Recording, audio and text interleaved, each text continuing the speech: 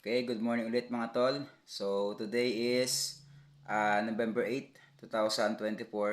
Ito yung day 60 ng ating Project 30 na kung saan ay mag-push up tayo ng 100 every single day. So, let's go! Yan, napag ko lang yung aking camera. So, obviously, nasa kwarto na naman tayo para wala masyadong tao. Dumadaan, nakalak na rin. So, katulad ng dati, tubig, meron na. Yan. Papel at saka ballpen syempre. So kakatapos lang din natin mag-jogging. 30 minutes and then nag-dumbbell na rin tayo sa labas. Nagsumba ng konti, mga 10 minutes. And then nagluto na ng itlog. So today, bago tayo gumawa sa ating laptop, ayan. So tapusin muna natin tong ating 100 push-up. And as usual, di ba? May pag-uusapan tayong isang idea ulit. Magpapakanton ulit ako ng isang idea na pwedeng makatulong sa atin sa araw-araw. So, tirahin muna natin yung 10 na push-up. So, medyo magkadikit na yung ating kamay, di ba? Dati masyadong wide ganun. So, inusog na natin ng konti. So, basta kapag hindi sumakit kasi sumasakit to minsan eh. So, kapag hindi, tuloy natin. Pag hindi, balik natin sa wide. 10 muna ulit. 1, 2, 3, 4, 5, 6, 7, 8, 9. Okay, 10. Okay, 10. So, ang idea na ipapakanton ko sa inyo ngayon ay yung idea ng volume. Volume, hindi ibig sabihin na sa tubig to Hindi rin to yung volume tungkol sa remote control. So, ang ibig sabihin ko ng volume, ito yung parang quantity. Di ba? So, mahalaga yung quantity, especially lalo sa investment. Di ba? So, let's say sa stock market, let's say may investment ka doon na 10,000. So, 10,000, let's say after 1 year, no? Let's say 1 year, sobrang swerte mo. Yung investment mo na 10,000, nag-gains ng 50%. So, magkano lang yun? Diba? So, puhunan mo 10,000, nag-gains ng 50%, so another 5,000. So, bali ang pera mo lang sa loob ng isang taon, 15K o 15,000. Kung ikukumpara mo naman yun dun sa tao na may puhunan na 100,000, kumita lang din siya ng 50%. So, di ba? 50% equals 50,000, di ba? 50% ng 100,000 is 50,000. So, ang pera niya sa loob ng isang taon is 150,000. So, di ba? Yung percentage na gains, pareho lang, 50% lang din. Pero, bakit yung pera nung una mas maliit? Di ba? Kasi, yung volume niya, konti lang. Di ba? So, yun yung kahalagahan ng volume. So, mamaya, tuloy pa natin sa mga mas simpleng bagay, kahit sa eskwelahan, sa bahay, di ba? Sa pang-araw-araw na buhay. So, volume. So, pang 20 na to.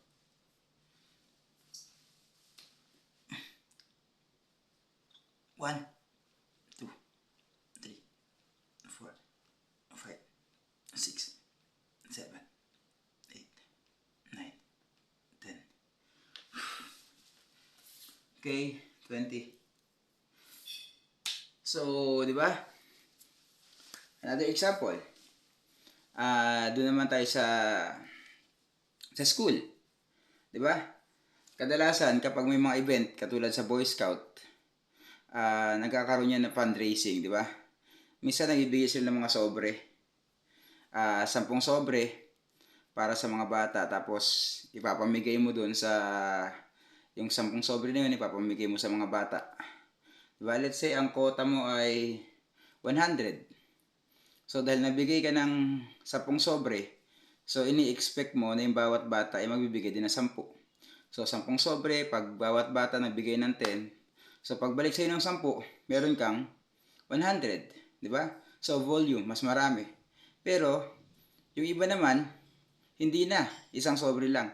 So ibinibigay na lang nila dun sa isang tao na kung saan magbibigay ng 100, 'di ba? Sa tingin mo, alin sa dalawa yung mas malaki yung chance na makalikom ng 100, 'di ba? Yung isa na 100 o yung 10 na ano dito? 10 na tigka 10, 'di ba? So yung isa, 100, pagkabigay mong ganun, let's say hindi nagbigay 'yon. Totally zero ka, 'di ba? Pero dun sa may 10 na 'yon, let's say kahit 50% success rates, 5 lang yung nagbalik, meron kang 50, 'di ba? So, yun yung kahalagahan ng volume. So, next, mamaya ulit. Try pa natin mag-isip ng iba pang example about sa volume. So, ito muna. Ah. 1, 2, 3, 4, 5, 6, 7, 8, 9, 10. Whew! 30. So, yun. Parang ang pinupunto lang natin dito, 'di ba? Hindi okay yung idea na laging sinasabi nila na quality versus quantity. Pero hindi sa lahat ng panahon eh, 'di ba? Minsan mas maganda kung i-combine natin yung dalawa. Quality na plus meron pang quantity, 'di ba? Sa mga simpleng bagay, dito sa shelter, nung nalipat kami dito 2022, 'di ba? Nagsimula na ako magtanim-tanim ng halaman. So, meron ako dito mga 5 paso. 'Di ba? So, nagtatanim ako ng mga kamuting kahoy tuloy. Kamuting baging, 'di ba? Yung kamote tops. So, kapag may tanim ka doon, minsan mas maganda na mas madami. 'Di ba? Let's say gusto mong umani ng 100. Hindi pa pwedeng 100 lang din yung tatanim mo, 'di ba? Kasi malamang sa malamang yung tanim mo na yun na 100, yung iba doon mamamatay. Yung iba doon matatapakan, tatamaan ng bola, may sira, mababaha, di ba? Pero kung 100 yon, yung tanim mo na yon, malamang hindi lahat mabubuhay yon. Kung gusto mong umani ng 100, dapat ang tanim mo at least 200, no? Mas maganda kung 1,000, di ba? Kasi ang laki ng success rate na makabuhay ka ng 100. So, ganun lang. Di ba? Volume is very important. Volume.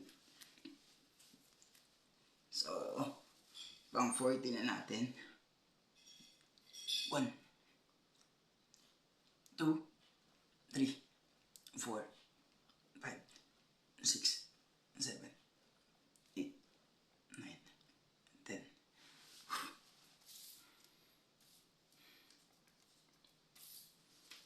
Diba? So, ganun din eh. Doon din sa, usually sa mga sa sales, parang ginagamit din nila 'to eh. 'Di ba? So sinasabi nila na the more na mas madami nagsasabi ng no, 'di ba? The more na mas malapit sila doon sa yes. 'Di ba? Kung gusto mo makapagbenta ng 10 product, dapat magbenta ka sa 100. 'Di ba? Kasi halos karamihan diyan magsasabi ng hindi, 'di ba? Aayaw. So ganoon din, 'di ba? Kung gusto mo ng maraming ani, dapat mas marami ka ding itinatanim. Diba? Pero 50 pa lang natin. Ay.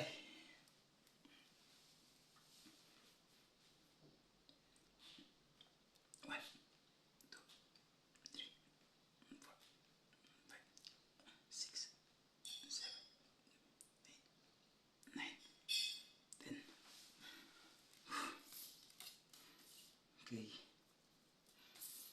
So, ano ba? Saan ba natin pwedeng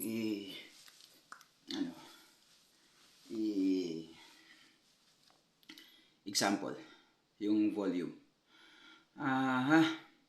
Ito usually ginagawa ko, no? Personal na experience.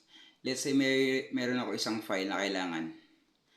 Let's say may file ako na kailangan, tapos hindi lang ako sa isa maghingi. Diba? So at least mag-chat ako sa at least 3. tatlong tao. Para kapag hindi ah, wala yung isa, usually kasi 'di ba, hindi naman agad-agad nagre-reply eh. Minsan may busy, 'di ba? Minsan may ginagawa isang tao na 'yon na alam mo siya yung meron, 'di ba? So pag chinat mo siya at wala siya, totally zero ka eh. Kapag siya lang chinat mo, 'di ba? So ang ginagawa ko, hindi lang ako sa kanya magka-chat. Magka-chat pa ako sa dalawa kong co-teachers, 'di ba? Para kahit wala siya, at least may pwede pa akong ibang inaantay, 'di ba? Ganun.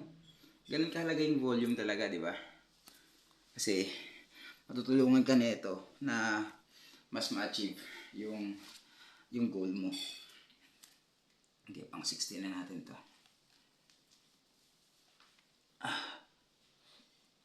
1 2 3 4 5 6 7 8 9 10. Okay. 10, 10, 10, 10. So, hindi ko sinasabi na mas okay yun Mas okay yun dun sa idea ng ng quality. Okay din yung quality So, ang sinasabi ko nga dito, kung mas may volume ka, 'di ba? Mas malaki yung chance mo. Let's say lagi lagi kung kinukumpara sa investment, 'di ba? Yung 10,000 mo, mag-gains lang ng ilang percent 'yun. 'Di ba? Magkano na 'yun? Kumpara mo dun sa tao na meron lang 100 pesos, 'di ba? Yung 100 pesos mo kahit mag 100%, 200 lang. Eh yung 10,000 mo, 'di ba? Mag-gains lang 'yun ng 10%. Kano na agad 1,000, 'di ba? 'Di ba? Ganun kahalaga yung volume. Kasi kahit konti lang yung percentage gains mo, valuable na agad yung amount na pwede mo makuha. So, yun. Pang 70 na natin. Okay? Ulit natin.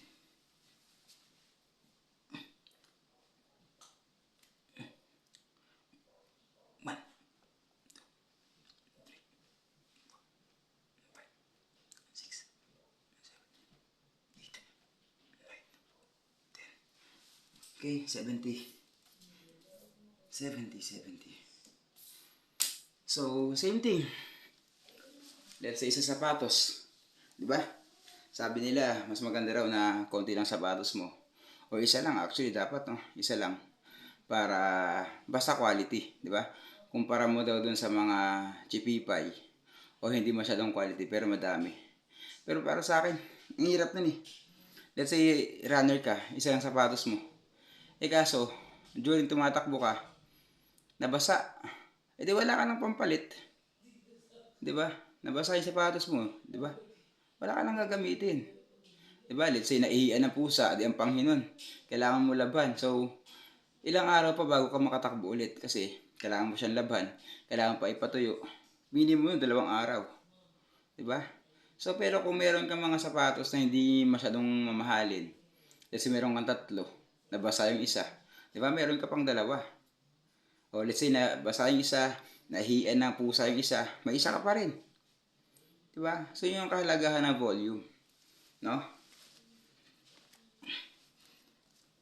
Pero hindi ko sinasabing mas okay yun kaysa sa 'di ba? Well, okay pa rin na quality yung shoes mo, quality. Pero mas maganda hindi lang talaga isa 'di ba? Kasi pag nawala yung isa, wala, yun na yun. Yun at yun na yun, 'di ba?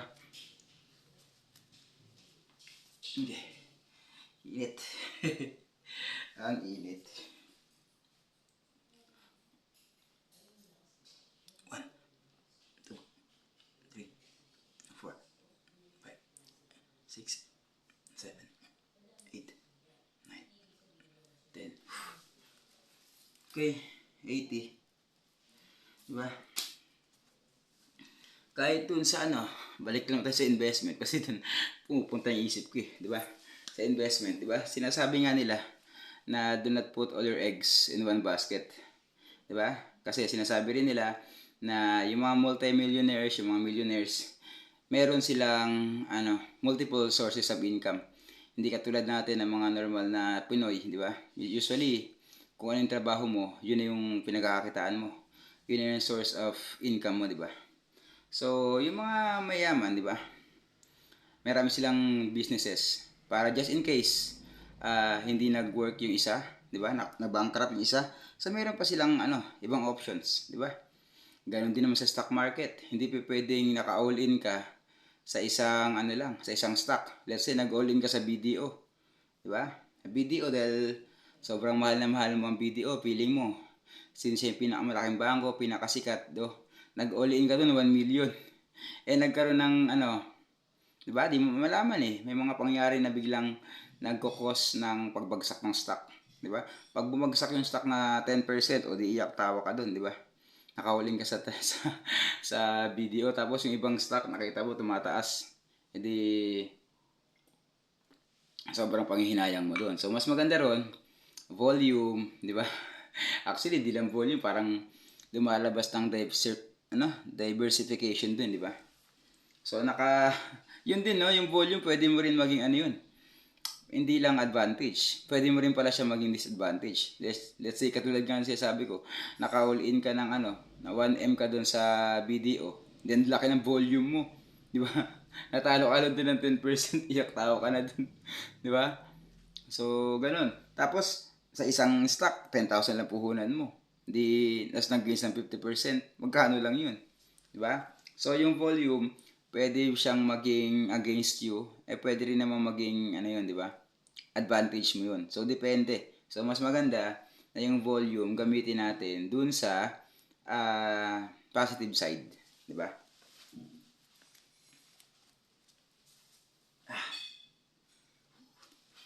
Pang 90. Try natin tapusin yung 20 nito kung hindi masakit. 5, 6, 7, 8, 9, 10, 11, 12, 13, 14, 15.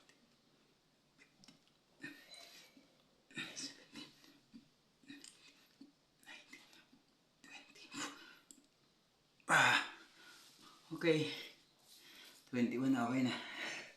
So, we're done sa ating day 16 ng ating Project 30, na kung saan ang pakanton ko na idea is all about volume. So, let's use volume in our advantage. So, yun muna mga tol. Day 16. Ciao. Bye-bye.